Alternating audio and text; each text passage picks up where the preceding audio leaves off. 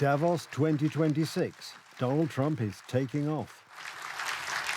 The President of the United States has signed the act establishing the Peace Council. Congratulations, President Trump. Right from the start, 35 countries from all continents of the world joined the new organization. Among them are Turkey, Hungary, Israel, Qatar, Argentina, Morocco, and Indonesia. Today, the world is richer, safer, and much more peaceful than it was just 1 year ago. We put out all those fires. Poland also received an invitation to the Peace Council. Our country may feel honoured.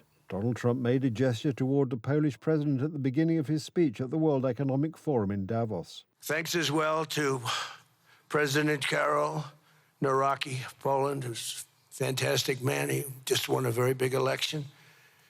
However, according to Polish law, in order for President Karol Nawrocki to sign and for our country to join the Peace Council, other state authorities must also give their consent. I am the guardian of the Polish constitution. Every international agreement that the president initials must pass through the Polish parliament, must be adopted by a resolution of the Council of Ministers, and I am aware of these constitutional obligations. And President Donald Trump understands this perfectly well. The question is whether this man understands it. The dismantling of the state by Donald Tusk to date, as well as the constant attacks by him and his people since the election campaign on Karol Nawrocki and now on the presidential palace, raise grave doubts. And even though the matter is quite laconic, I believe that the invitation to Poland, to the President of Poland, to join the Peace Council in order to resolve global conflicts, including in the Gaza Strip, is proof that Poland is being taken seriously. President Trump treats Poland this way. He sees Poland as a regional power with a high GDP. What's more, Donald Tusk may therefore try to throw a spanner in the works and refuse to agree to join the Peace Council for anti-American reasons, which he expresses on a permanent basis. I am not enthusiastic about many of the actions, words and behaviours of the current United States administration. Considering Donald Tusk's actions, we may assume that such consent will not be given because, first of all, Germany has not yet joined this council, and secondly, they will do everything they can to trip up Karol Nawrocki. During a time of great dynamic changes in the global security architecture, the war in Ukraine, hybrid activities by Russia on our territory, just like yesterday when more balloons crossed our border. A blow to relations with the White House would mean, on the one hand, a reduction in the sense of security among Poles and, on the other hand, a weakening of Poland's position on the international stage, especially on NATO's eastern flank, and a loss of opportunity to play a greater role in global affairs and diplomacy.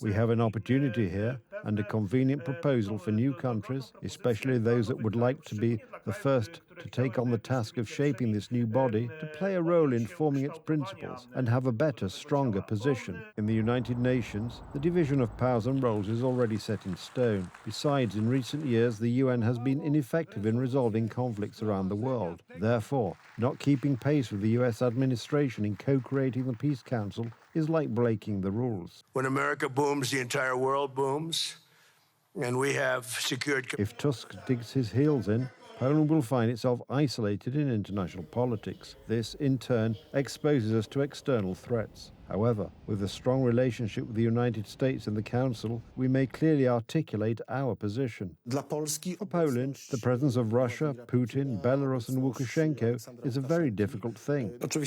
Of course, when faced with Vladimir Putin, if I were to appear with him on the same panel or at the same meeting, I would have the strength and energy to tell him what I think. In fact, at many international and public meetings, I say that I am in no way able to trust Vladimir Putin. I emphasize the issues of Russian imperialism, Soviet imperialism, and today's Putinism. Russia and Germany have also received invitations to the Peace Council, but have yet to respond. This speaks for itself. Who is looking after whose interests? And again, we return to the question of whether Donald Tusk is capable of rising to the heights of conducting a sovereign policy with the national interest in mind. For now, all he can do is write meaningless internet posts. in Davos in accordance with the government's recommendation. Poland's security requires cooperation between the President and the Prime Minister in accordance with constitutional principles. Our constant personal contact in recent days has brought good results. Na spokojnie to ocenimy i podejmiemy decyzję. Yesterday, Donald Trump and Karol Nawrocki held a meeting in Davos. Today, the Polish president participated in an interview with American Fox television, giving assurances of Poland's willingness to continue cooperation with America.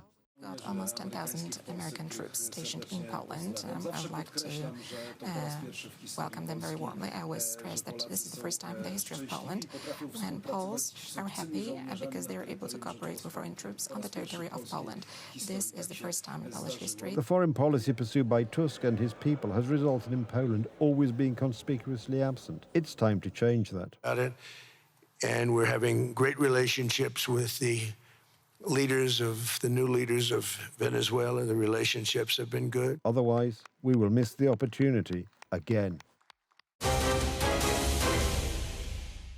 During an interview with our station, President Karol Nawrocki spoke about his conversation with the President of the United States at the Davos summit. Gwarancje bezpieczeństwa zostały. These security guarantees have been confirmed, meaning that there are no plans to withdraw American troops from Poland. President Donald Trump confirmed. President Karol, what we discussed is permanent, and the United States is Poland's ally.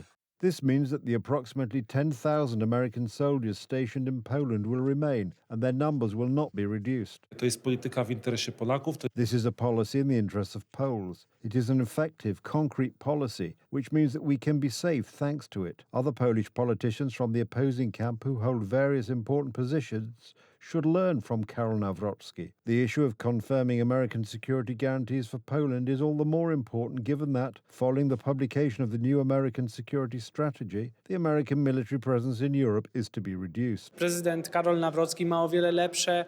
President Karol Nawrocki has much better contacts in the United States. Donald Trump certainly trusts him more, knows him better, and likes him more than our diplomat. And let's hope that this cooperation will result in increased security for Poland. Interestingly, not everyone seems to be so enthusiastic about strengthening Polish-American cooperation. Unsurprisingly, this is the case on the part of the current government. Zapewnienie o udziale wojsk amerykańskich tutaj u nas. Ensuring the participation of American troops here in Poland is absolutely crucial. America remains our strategic partner, but partnership does not mean that this strategic partner will give us orders. Work is continuing at the Pentagon, and this review of the presence of American troops around the world and their new deployment is currently being developed. And let's hope that these declarations will turn into fact, where the presence of American troops, not only in Poland, but on NATO's eastern flank in general, will remain unchanged. There is no doubt that the President is demonstrating a very high level of diplomacy. Poland is among the most important countries in terms of contacts with the Trump administration. I will repeat once again that this entire policy pursued by Donald Tusk's government is detrimental to Polish interests. Trudno sobie wyobrazić, jak marna byłaby pozycja. It is difficult to imagine how poor Poland's international standing would be if Karol Nawrocki were not president. We can see that he has an excellent relationship with President Trump. He has been invited to the G20, which is a group of the most important countries in the world. He is mentioned as a key figure when we consider the Peace Council. He is also very active when it comes to the Three Seas Initiative. Because another important issue for Poland, the Three Seas Initiative, that is a strategic partnership of European countries from north to south, has also returned. The President also spoke about this during his interview with Michał Rachon.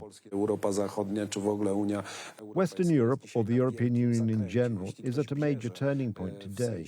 If we consider the military aspect, the responsibility for the security of the European Union certainly lies with the countries on NATO's eastern flank, in this vertical line from the Scandinavian countries through Poland to Romania. And this is the direction we should look in if we want to return to certain roots, the foundations of the European Union, but also to an awareness of the conflict and threat from Russia. The Three Seas Initiative, which is viewed favorably by Donald Trump's administration, is another area of activity for President Nawrocki. Polska ma odgrywać szczególną rolę. Poland is to play a special role as a keystone of security, not only on our soil, but also as a major ally that integrates other countries of the Eastern NATO bloc, including in particular the Baltic and Scandinavian countries. So here too, these relationships are being built. They are strong, and we are talking about them, about how to defend ourselves together against a potential attack by Russia. We are closely linked by common interests, in particular the need to stop Russian neo-imperialism. Karol Nawrocki is doing this. It would be good if the government wanted to make use of his abilities, skills and enthusiasm for work, support him, prepare materials for him and provide him with support. Let's hope the government, whose international successes are somehow unheard of, will support the president. W MSZ powinni czytać to, co dzieje się. At the Polish Ministry of Foreign Affairs, they should read about what is happening in different countries around the world, prepare responses, diplomatic offensives, and react to it all. Meanwhile, this dynamic, I feel, remains very low. And today, geopolitics require us to be 120 or 150% more engaged than usual. Things are changing by the hour, by the day. And I have the impression that the ministry is working from 8 a.m. to 4 p.m., and that's it. You don't have to be an expert to know that today, the initiative in Polish foreign policy lies with the presidential palace.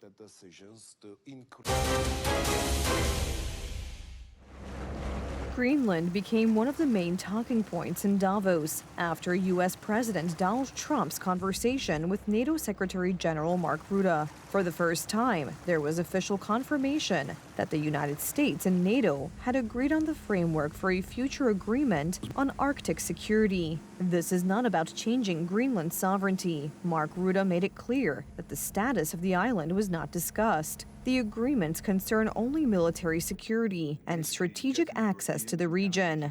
According to information provided in Davos, a key element of the talks is the strengthening of the U.S. military presence in Greenland, including the continued operation and possible expansion of infrastructure around the existing U.S. base there. This is one of the most important points of NATO's early warning system and an element of missile defense. Yes, what we will now do, of course, is start to work together within NATO with our senior commanders to see what is necessary. I know that the Arctic countries are all willing to do this, want NATO to take the lead here, bring NATO together and all the allies. And I think also other allies want to participate.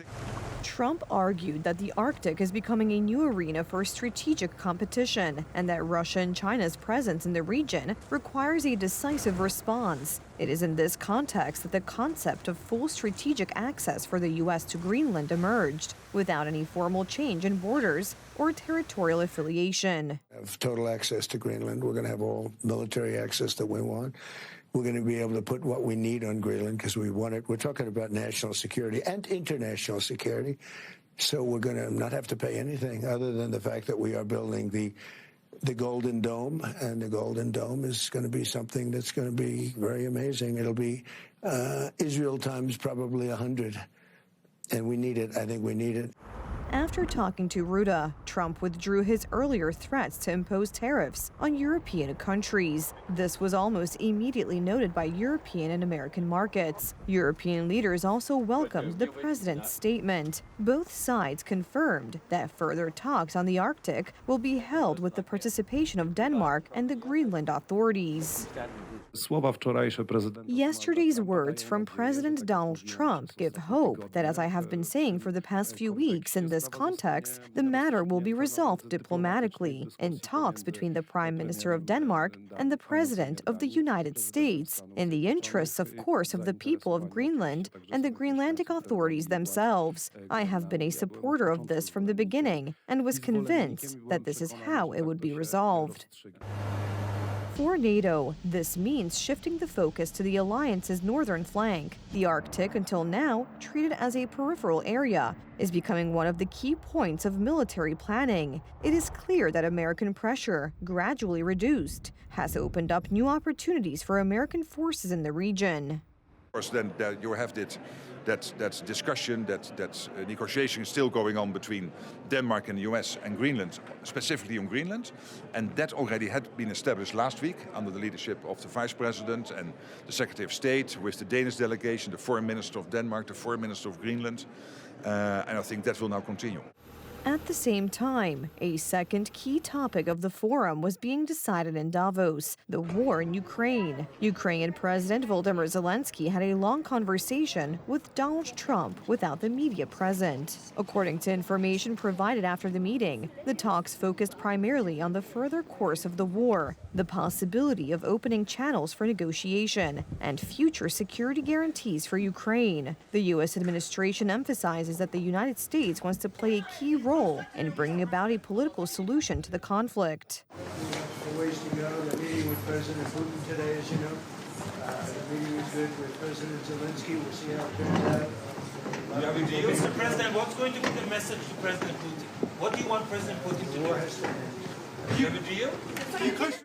Special Presidential Envoy Steve Witkoff is flying to Moscow, where he will hold further consultations and convey the agreements negotiated with the Ukrainian side. For Kiev, the meeting in Davos means, above all, maintaining direct access to the U.S. president and bringing the Ukrainian issue into the mainstream of global negotiations. At the same time, no specific declarations have been made regarding the terms or conditions of a possible ceasefire. An economic package, but I think 90% it will down. When we leave it down, what is left? So we have meetings today, as I said, during the forum, and now our American team will have meeting in Moscow. Then tomorrow and the day after tomorrow in Emirates will be trilateral meeting. Ukraine, America, and Russia, our negotiation teams. And the conclusions from Davos today are clear. Military security has returned to the forefront of global politics. Declarations and values are becoming less and less decisive, while hard interests and the ability to secure them are becoming more and more important. This is a clear change in the rules of the game, to which the world, and Europe in particular, must quickly adapt.